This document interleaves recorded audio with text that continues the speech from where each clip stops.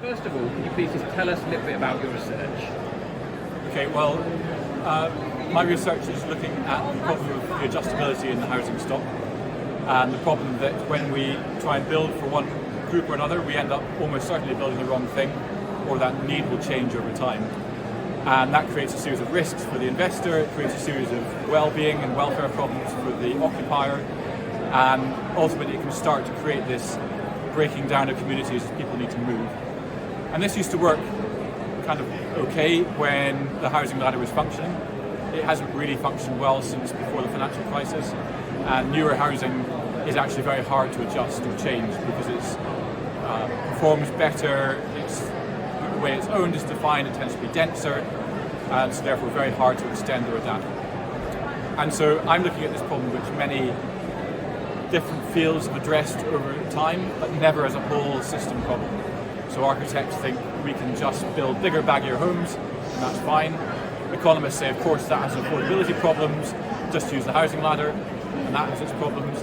And real estate experts, especially in co-housing or in shared ownership, think you can share some of the equity or share some of the space. And that has a series of problems, and neither of those have had real traction. So instead, I'm looking at how does the whole system work as a way of solving the real problems in the property market. And just to say one reason for that is that working as a practitioner as I do in Cullinan Studio Architects in London, we try our best to do what's best in the long-term interest of the people that live in the homes that we design. But that's made more difficult by the way that planning works, the way that finance works, the way that the development model works, and the financialisation of land. And these are all realities we have to work with, and home ownership is a central part of our culture. So I'm trying to find a way within the current system to do better by our clients and users. Great. And so what impact do you think adjustable housing can have in the future? I think, great question, I think we could find ways of reducing the risk that owner-occupiers particularly take on when they buy a home. And this is part of my postdoctoral research at the University of Cambridge, is to take this idea that how can you divide and join properties over time? How can you reach agreements about the way that some shared elements of the environment are used? So shared deck access, shared gardens, shared storage, certain shared facilities, and it fundamentally changes the way you design the housing. So it's a different scale, you need to know your neighbours. It's a different typology because it has more shared aspects, and it's a different way of constructing because you have to think about those connections.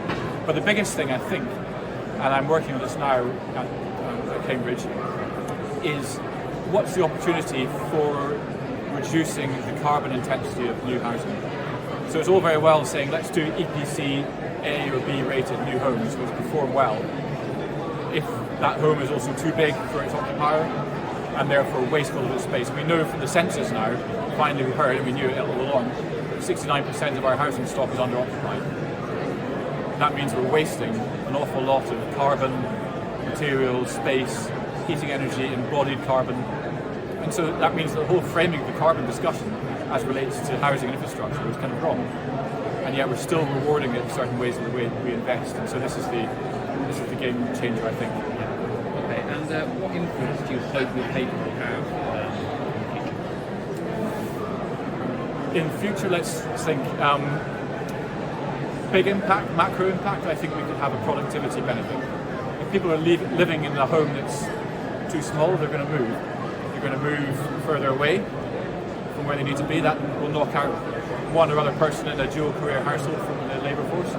You produce long commutes, that knocks out 2 hours of somebody's working day. You reduce the potential to learn or play at home for children, and all those things have bigger systemic benefits.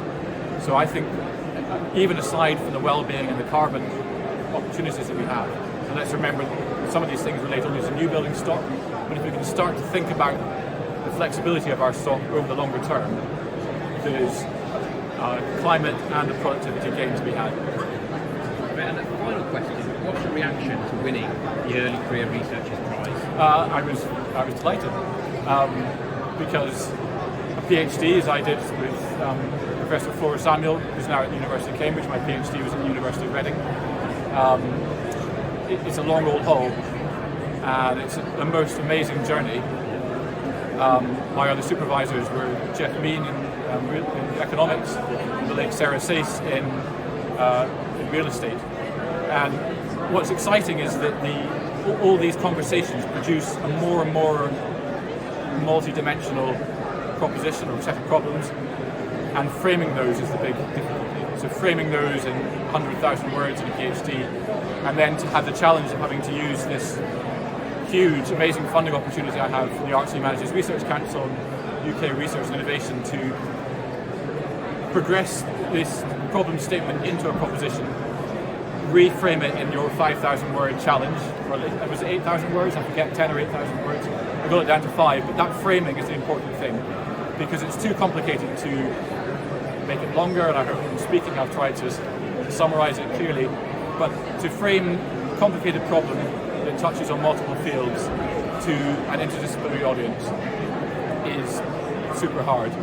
And so what excites me is that I've managed to convince you guys that 5,000 words gets the ideas across, and I'm relying on you to help me to spread the word and help me to connect to people in planning, in development, in design, in manufacture actually, and also in finance, who can, and that's mortgage finance and investment finance, who can see the opportunity to change the way we do housing. And so I'm up for all those conversations, pilot projects, theoretical pilot projects, wargaming with experts to find out what it is that we can do. And just to be clear on these challenges, if the idea is as simple as dividing and joining properties and sharing some space, that's very hard for planners to approve, because how do you approve a scheme that's 20 homes in 1 year and might be 30 in the next?